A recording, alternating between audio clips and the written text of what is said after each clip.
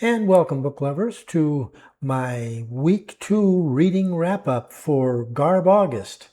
Garb August, for those who aren't familiar, is the BookTube reading event created by Criminali, in which we just forget about any literary merit and writing quality, and we just read books strictly for our own entertainment and pleasure. Last week I looked at 3 books by Mickey Spillane featuring the hard-boiled detective Mike Hammer. And this week, or last week, I read 3 books by the Queen of Horror, Ruby Jean Jensen. And the first one was Mama from 1989. Ruby Jean Jensen, for those who aren't familiar, she is called the Queen of Horror because she wrote for Zebra, and she, mainly anyways, the bulk of her work was published by Zebra.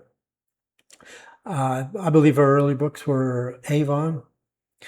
She published 31 books in all, and of those 31 books, 5 of them had to do with the evil doll theme. And my first book is one of her evil doll books called Mama from 1989. And in this book, Elsie has just seen her husband pass away due to an illness, and she is left struggling with 3 kids, an apartment she cannot pay the rent for because she doesn't have a job and she has no marketable job skills, and she has a small and dwindling bank account. So what happens? Well, good old mom steps in and tells her to move into Grandma's old house. Grandma's house has been on the market for sale for 5 years without a nibble. So go ahead and live there rent free. So Elsie packs up the kids and they all move into Grandma's house. And the kids are all young. Let's see, 10 years old. The youngest, who I think 13 to 5. The youngest is Dory, a little girl who's 5 years old. And when they move into the house, she's the first one to, of course, go looking for trouble and finds it. She finds her way up the dangerous staircase to where at the top of it is the dusty old attic. Goes into the attic and finds an old wooden box full of dolls and other toys. And one doll in particular catches her eye. It's an old celluloid doll, but it's got one eye missing. And she picks it up and she starts to, cradle it, and she notices the lips have the hole in it where a toy baby bottle, would be placed. And she remembers old TV shows where she saw firemen would give mouth-to-mouth resuscitation to accident victims or smoke fire victims and bring them back to life. So she decides she's going to bring her dolly to life by breathing into it. So she breathes into the doll's mouth and, oh, guess what? It works! And she then proceeds to give the breath of life to other dolls. And then pretty soon the attic is full of less than ideal house guests, shall we say. Because after that starts the usual evil doll shenanigans of coming downstairs at night, and making funny noises that scare people. Now, the one problem I had with this, well, shouldn't say it's a problem. It's should be expected. It had its share of idiot plot elements. An idiot plot being one where the characters have to make irrational, stupid decisions for the sake of the plot. In this case, we have the little girl, Dory, who's constantly climbing up this dangerous staircase to the attic. It's one of these stairways that's enclosed. It's got the door at the bottom, and you climb up and get to the door at the top to the attic. And the risers on the stairs are too high even for regular full-size adults. So it makes it even that much more dangerous for Dory. And especially considering that there are no handrails on the side. You just have the walls. And the Elsie, the mother, is, constantly telling Dory to stay out of the attic, and Dory is constantly ignoring her mother's wishes and climbing up to the attic because she wants to play with the dolls. So, what's the logical thing? You would think Mom would bring the toys and the dolls down to Dory's room where she can play with them safely, right? Well, of course not, because she's an idiot. So now we have Dory always climbing this dangerous stairway. And later in the book, in fact, a man comes to look at the house as a possible buyer, and he falls down the stairs due to some inexplicable reason, although we know what the reason is, right? And he loses his life. You think now Mom would, make sure Dory stays away from those stairs? No. She still allows Dory to climb those stairs unsupervised, because after all, she's climbed those same steps many times previously. Of course, the old man who died never saw stairs before in his life. So anyways, like I said, idiot plot. The ending of the story is also, fairly typical for the horror genre. It's somewhat of a twist, but not really, But the writing of the story was serviceable. It wasn't awful. It's not going to win any literature prizes.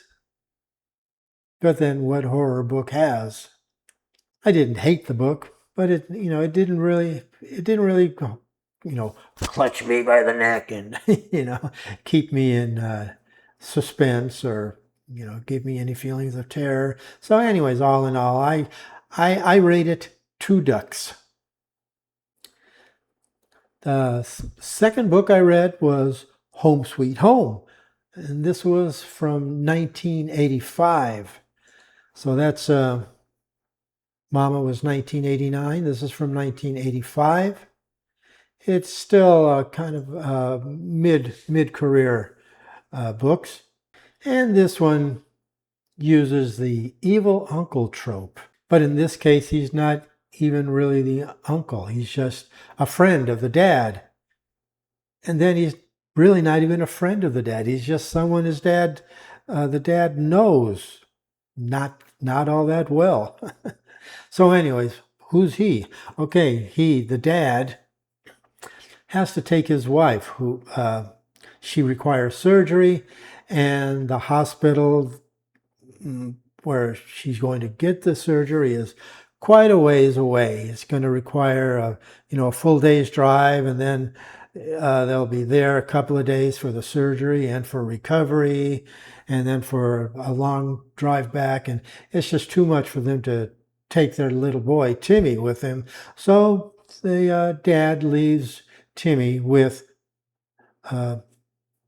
his friend Dan, who comes to be known as Uncle Dan. Uncle Dan happens to be going up to his isolated cabin in the mountains for a couple of weeks. When they arrive at the cabin, Timmy finds that there are 3 other young children there. Again, like the previous story, the youngest one is a 5-year-old little girl. Then there's also one other character who we don't see, and her name is Little Mother. And Little Mother is some kind of mysterious woman. All we know is that Uncle Dan doesn't let anybody see her. He doesn't bring her out to meet the children, but he tells them, the children, as long as they obey him, do what he says, and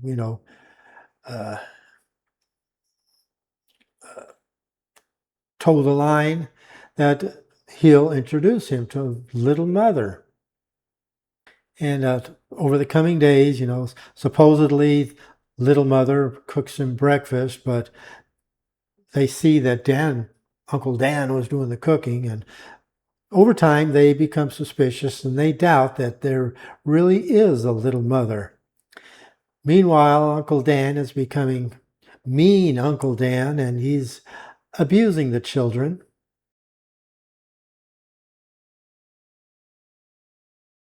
So we learned earlier in the story that Uncle Dan is a camera salesman, and you can think of all the implications there with a weird uncle,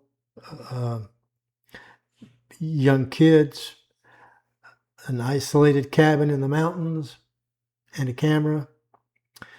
And whatever you're thinking, it's not too much, because that is the one thing that bothered me about this story, that it left me stone cold, is that old Uncle Dan, he skirts the line with PDF behavior. I mean, it doesn't become explicit, but it's enough to it made me uncomfortable reading that kind of stuff. And it didn't make me angry at the character Dan. It made me think of the author, and I was saying, Ruby Jean, don't you go there. But that was a couple of times near the beginning. After that, there was no more of that, but it was always there in the back of your mind while you're reading. Is there going to be more of this?